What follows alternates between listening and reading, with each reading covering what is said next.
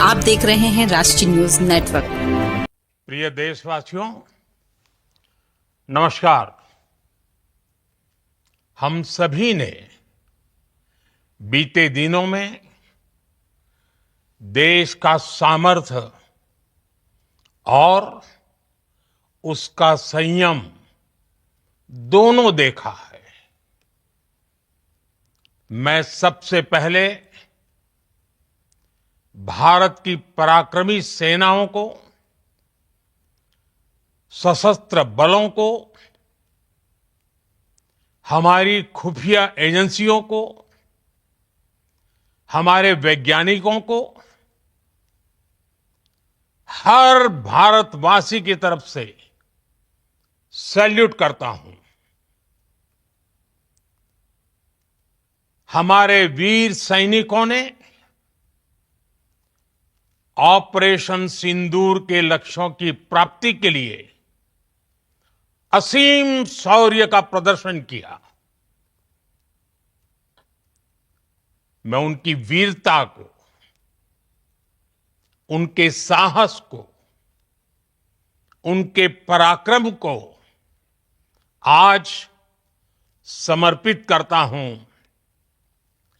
हमारे देश की हर माता को, देश की हर बहन को और देश की हर बेटी को ये पराक्रम समर्पित करता हूं। साथियों, 22 अप्रैल को पहलगाम में आतंकवादियों ने जो बर्बरता दिखाई थी, उसने देश और दुनिया को झकझोर दिया था। छुट्टियां मना रहे निर्दोष मासूम नागरिकों को धर्म पूछकर उनके परिवार के सामने, उनके बच्चों के सामने बेरहमी से मार डालना, यह आतंक का बहुत विभत्स चेहरा था, क्रूरता थी। ये देश के सद्भाव को तोड़ने की घिनौनी कोशिश भी थी। मेरे लिए व्यक्तिगत रूप से ये पीड़ा बहुत बड़ी थी।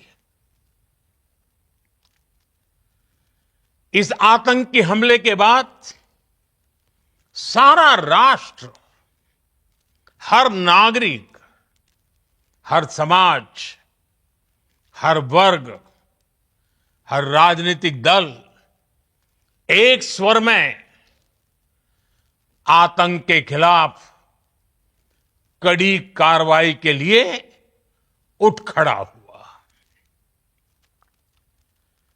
हमने आतंकवादियों को मिट्टी में मिलाने के लिए भारत की सेनाओं को पूरी छूट दे दी और आज हर आतंकी,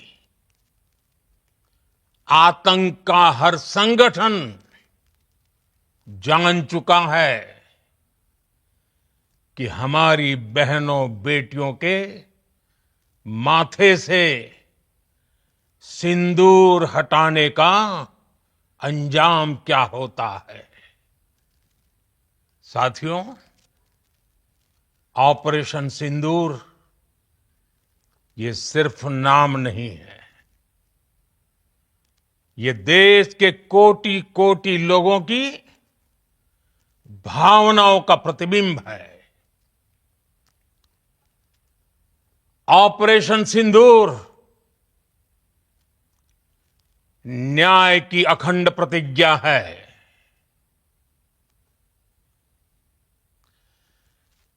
6 मई की देर रात, 7 मई की सुबह पूरी दुनिया ने इस प्रतिज्ञा को परिणाम में बदलते देखा है। भारत की सेनाओं ने पाकिस्तान में आतंक के ठिकानों पर, उनके ट्रेनिंग सेंटर्स पर सटीक प्रहार किया। आतंकियों ने सपने में भी नहीं सोचा था कि भारत इतना बड़ा फैसला ले सकता है। लेकिन जब देश एकजुट होता है, नेशन फर्स्ट की भावना से भरा होता है, राष्ट्र सर्वोपरि होता है, तो फौलादी फैसले लिए जाते हैं, परिणाम लाकर दिखाए जाते हैं। जब पाकिस्तान में आतंक के अड्डों पर भारत की मिसाइलों ने हमला बोला, भारत के ड्रोन्स ने हमला बोला, तो आतंकी संगठनों की इमारतें नहीं, बल्कि उनका हौसला भी थर्रा गया। बहावलपुर और मुरिद के जैसे आतंकी ठिकाने एक प्रकार से ग्लोबल टेररिज्म की यूनिवर्सिटीज रही है। दुनिया में कहीं पर भी जो बड़े आतंकी हमले हुए हैं, चाहे 9/11 हो, चाहे लंदन ट्यूब बॉम्बिंग हो, या भारत में दशकों से जो बड़े बड़े आतंकी हमले हुए हैं, उन सब के तार कहीं ना कहीं आतंक के इन्हीं ठिकानों से जुड़ते रहे हैं। आतंकियों ने हमारी बहनों का सिंदूर उजाड़ा था, इसलिए भारत ने आतंक के ये हेडक्वार्टर्स उजाड़ दिए। भारत के इन हमलों में 100 से अधिक खूंखार आतंकवादियों को मौत के घाट उतारा गया है। आतंक के बहुत सारे आका बीते 2.5-3 दशकों से खुलेआम पाकिस्तान में घूम रहे थे। जो भारत के खिलाफ साजिशें करते थे, उन्हें भारत ने एक झटके में खत्म कर दिया। साथियों, भारत की इस कार्रवाई से पाकिस्तान घोर निराशा में गिर गया था, हताशा में गिर गया था, बौखला गया था। और इसी बौखलाहट में उसने एक और दुस्साहस किया। आतंक पर भारत की कार्रवाई का साथ देने के बजाय पाकिस्तान ने भारत पर ही हमला करना शुरू कर दिया। पाकिस्तान ने हमारे स्कूलों, कॉलेजों को, गुरुद्वारों को, मंदिरों को, सामान्य नागरिकों के घरों को निशाना बनाया। पाकिस्तान ने हमारे सैन्य ठिकानों को निशाना बनाया। लेकिन इसमें भी पाकिस्तान खुद बेनकाब हो गया। दुनिया ने देखा कि कैसे पाकिस्तान के ड्रोन्स, पाकिस्तान की मिसाइलें भारत के सामने तिनके की तरह बिखर गई। भारत के सशक्त एयर डिफेंस सिस्टम ने उन्हें आसमान में ही नष्ट कर दिया। पाकिस्तान की तैयारी सीमा पर वार की थी, लेकिन भारत ने पाकिस्तान के सीने पर वार कर दिया। भारत के ड्रोन्स, भारत की मिसाइलों ने सटीकता के साथ हमला किया। पाकिस्तानी वायुसेना के उन एयरबेस को नुकसान पहुंचाया, जिस पर पाकिस्तान को बहुत घमंड था। भारत ने पहले 3 दिनों में ही पाकिस्तान को इतना तबाह कर दिया जिसका उसे अंदाजा भी नहीं था। इसलिए भारत की आक्रामक कार्रवाई के बाद पाकिस्तान बचने के रास्ते खोजने लगा। पाकिस्तान दुनिया भर में तनाव कम करने के लिए गुहार लगा रहा था और बुरी तरह पीटने के बाद इसी मजबूरी में 10 मई की दोपहर को पाकिस्तानी सेना ने हमारे डीजीएमओ को संपर्क किया। तब तक हम आतंकवाद के इंफ्रास्ट्रक्चर को बड़े पैमाने पर तबाह कर चुके थे। आतंकियों को मौत के घाट उतार दिया गया था। पाकिस्तान के सीने में बसाए गए आतंक के अड्डों को हमने खंडहर बना दिया था। इसलिए जब पाकिस्तान की तरफ से गुहार लगाई गई, पाकिस्तान की तरफ से जब ये कहा गया कि उसकी ओर से आगे कोई आतंकी गतिविधि और सैन्य दुस्साहस नहीं दिखाया जाएगा, तो भारत ने भी उस पर विचार किया। और मैं फिर दोहरा रहा हूं, हमने पाकिस्तान के आतंकी और सैन्य ठिकानों पर अपनी जवाबी कार्रवाई को अभी सिर्फ स्थगित किया है। आने वाले दिनों में हम पाकिस्तान के हर कदम को इस कसौटी पर मापेंगे कि वो क्या रवैया अपनाता है। साथियों, भारत की तीनों सेनाएं, हमारी एयरफोर्स, हमारी आर्मी और हमारी नेवी, हमारी border security force BSF, Bharat के अर्धसैनिक बल लगातार अलर्ट पर है। सर्जिकल स्ट्राइक और एयर स्ट्राइक के बाद अब ऑपरेशन सिंदूर आतंक के खिलाफ भारत की नीति है।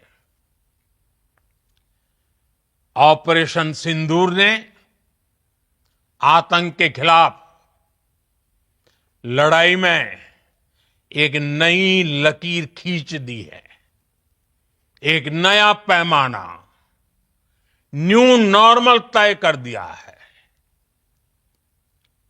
पहला, भारत पर आतंकी हमला हुआ तो मुंह तोड़ जवाब दिया जाएगा। हम अपने तरीके से, अपनी शर्तों पर जवाब देकर रहेंगे।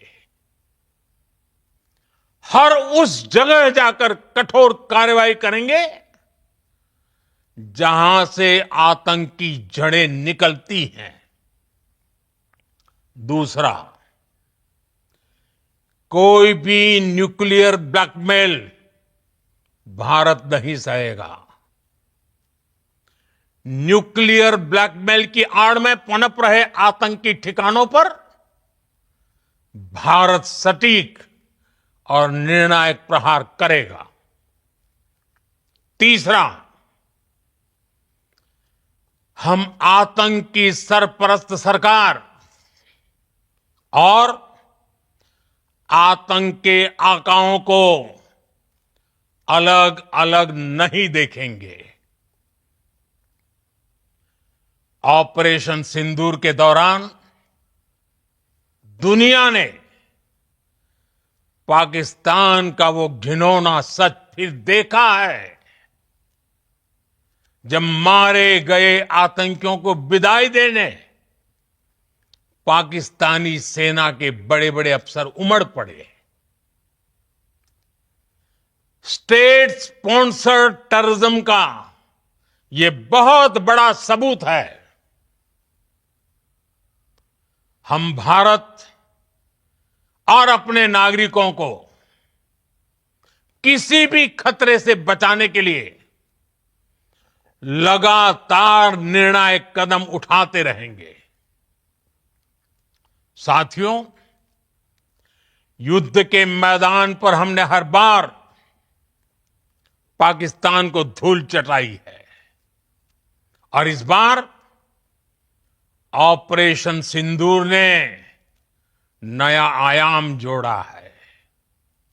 हमने रेगिस्तानों और पहाड़ों में अपनी क्षमता का शानदार प्रदर्शन किया और साथ ही न्यू एज वॉरफेयर में भी अपनी श्रेष्ठता सिद्ध की। इस ऑपरेशन के दौरान हमारे मेड इन इंडिया हथियारों की प्रामाणिकता सिद्ध हुई।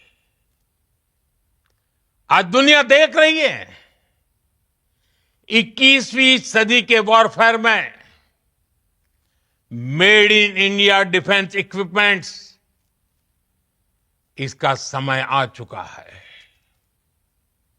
साथियों, हर प्रकार के आतंकवाद के खिलाफ हम सभी का एकजुट रहना, हमारी एकता हमारी सबसे बड़ी शक्ति है। निश्चित तौर पर ये युग युद्ध का नहीं है, लेकिन ये युग आतंकवाद का भी नहीं है। टेररिज्म के खिलाफ जीरो टॉलरेंस, ये एक बेहतर दुनिया की गारंटी है। साथियों, पाकिस्तानी फौज, पाकिस्तान की सरकार जिस तरह आतंकवाद को खाद पानी दे रहे हैं, वो एक दिन पाकिस्तान को ही समाप्त कर देगा।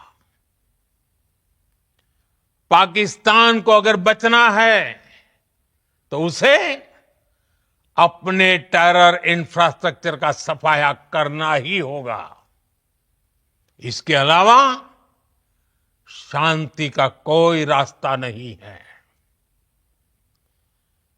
भारत का मत एकदम स्पष्ट है। टेरर और टॉक एक साथ नहीं हो सकते। टेरर और ट्रेड एक साथ नहीं चल सकते और पानी और खून भी एक साथ नहीं बह सकता। मैं आज विश्व समुदाय को भी कहूंगा, हमारी घोषित नीति रही है अगर पाकिस्तान से बात होगी तो टेररिज्म पर ही होगी। अगर पाकिस्तान से बात होगी तो पाक ऑक्युपाइड कश्मीर पीओके उस पर ही होगी। प्रिय देशवासियों, आज बुद्ध पूर्णिमा है। भगवान बुद्ध ने हमें शांति का रास्ता दिखाया है। शांति का मार्ग भी शक्ति से होकर जाता है। मानवता शांति और समृद्धि की तरफ बढ़े, हर भारतीय शांति से जी सके, विकसित भारत के सपने को पूरा कर सके, इसके लिए भारत का शक्तिशाली होना बहुत जरूरी है। और आवश्यकता पड़ने पर इस शक्ति का इस्तेमाल भी जरूरी है। और पिछले कुछ दिनों में भारत ने यही किया है। मैं एक बार फिर भारत की सेना और सशस्त्र बलों को सैल्यूट करता हूं। हम भारतवासी के हौसले, हर भारतवासी का एकजुटता का शपथ, संकल्प, मैं उसे नमन करता हूं। बहुत बहुत धन्यवाद। भारत माता की जय। भारत माता की जय। भारत माता की जय।